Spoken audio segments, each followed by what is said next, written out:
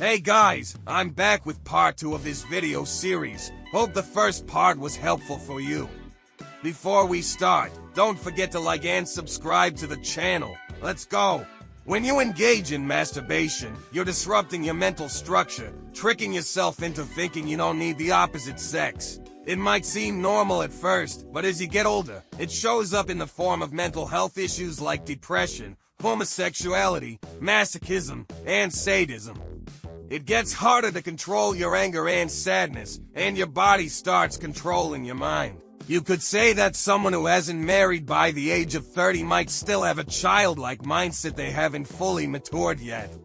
Mental fantasies are like a mental version of sexual acts, which is the foundation of masturbation. You need to stop sexual thoughts in your mind if you want to break this habit.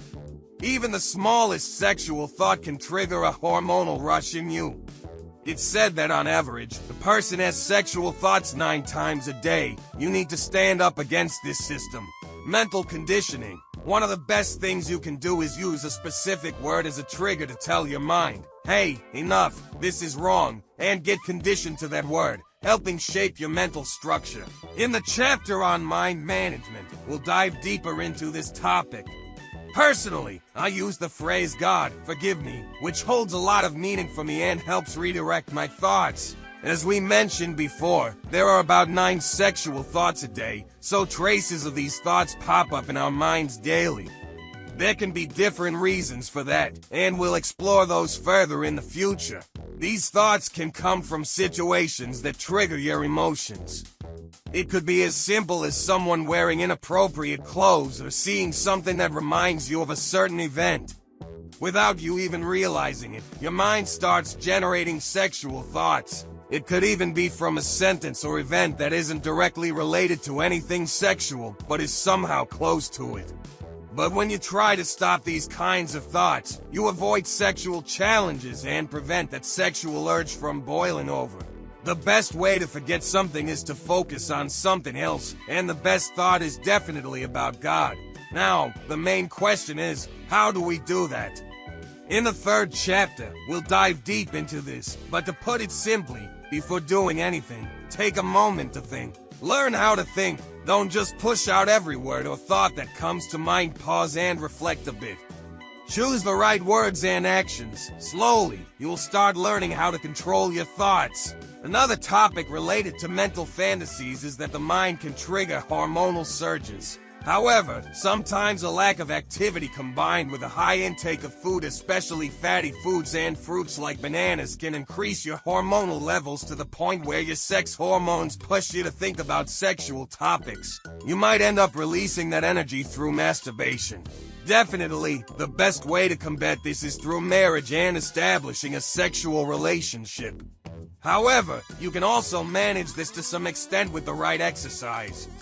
Your workouts should be intense enough to match your libido. For me, that means 2 hours of heavy exercise each day, 3 days of weightlifting and 3 days of wrestling. But this put a lot of strain on my body and injured my back. So, you need to create a proper system to help you move away from this issue. I was putting an incredible amount of pressure on my body with 3 days of 2-hour weightlifting sessions and 3 days of wrestling, which neutralized that desire. Alongside heavy physical work, I also engaged in mental tasks to help channel my energy. Hormonal pressure in the testicles. This hormonal pressure can build up so much that it creates pressure or even pain in the testicles. To manage this, alongside exercise, drinking plenty of water and urinating can significantly reduce this pressure. Personally, I sometimes drink about 3 liters of water, especially when I start feeling pressure and pain. The speed of improvement is really interesting and noticeable. It's crucial to understand that the more you think about sexual issues, the more pressure you'll have to endure. So, you should try to bring those thoughts down to 0 by managing your mental indicators. Coding our minds. Imagine you're studying history and you come across the topic of the Parthians. Then something sexual happens, like an explicit scene on TV or a friend talking about a sexual issue. which influences you.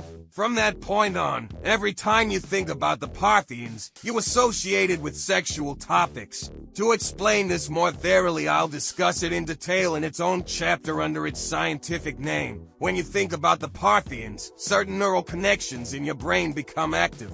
If a sexual issue arises, those neurons become connected through the sexual discussion. To break this pattern, the best approach is to forget. Essentially, you need to distance yourself from that connection. If you can quickly link your brain to the problems that masturbation creates for you, you gradually turn off that connected neuron.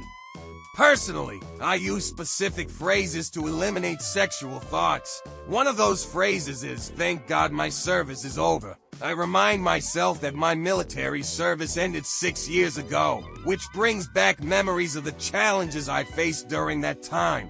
I tell myself it's time to focus on my goals. This is not the time for those kinds of thoughts. For example, I might say, "I seek refuge in God from the accursed devil." This helps redirect my mind towards God, and I also try not to think about the issue at hand. Whenever a problem arises, I say, "Thank God my service is over," which destroys that thought because military service had engaged a terrifying part of my brain. I immediately connect that thought to that time so that it no longer affects me. Now, I'm not saying you should do exactly what I do, but this method has worked for me. Even scents can trigger sexual thoughts. For example, if someone you've had a sexual attraction to wears a particular perfume, the next time you catch a whiff of that scent somewhere else, your sexual neurons might activate without you even realizing it. If you focus on the negative consequences of these thoughts, you effectively turn off those neurons and light up new ones related to positive thinking. This takes practice and repetition, and it might take years personally. It took me about 2 years. The most important thing is not to get discouraged. My mind was completely polluted with sexual thoughts, but over the years, I gradually limited this kind of thinking.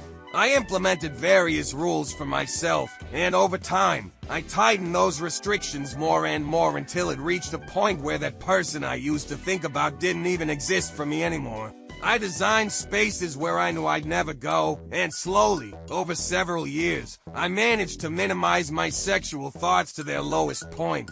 Every day, I kept limiting and restricting this until it eventually disappeared completely. I even limited the places where I used to engage in this behavior and the times I allowed myself to think about it. In the end, I ended up with just one specific time and place for those thoughts. This made it harder not only in the real world but also in my mind. I restricted myself to the point that I only felt compelled to engage in this behavior when I was in physical discomfort or pain. When I increased my exercise and drank more water, the pain also decreased. However, one very important thing I realized about this pain was that I used to think chatting with women wouldn't trigger anything. It wasn't sexual conversation or thinking. But when I cut off that interaction, the intensity of the pain lessened. So, I made an effort not only to avoid acting on those urges, but also to clear my mind and eliminate even the smallest triggers that could cause excessive stimulation. You need to avoid sexual fantasies at all costs. To control your sexual thoughts, you must manage all your thinking. Try not to dwell on anything. Keep your mind in your own hands and focus only on important topics. This practice can help you, such as concentrating daily on a specific subject for a few minutes. Prayer, for example, is one of the best methods for controlling your mind because it allows you to spend nearly 17 minutes each day focused solely on God, which helps you take charge of your mental management. Alright, friends, that's enough for this part. Stay tuned for the next episode, which will be the final one in this series. Don't forget to like and subscribe so you can catch my upcoming videos. Take care, my friend.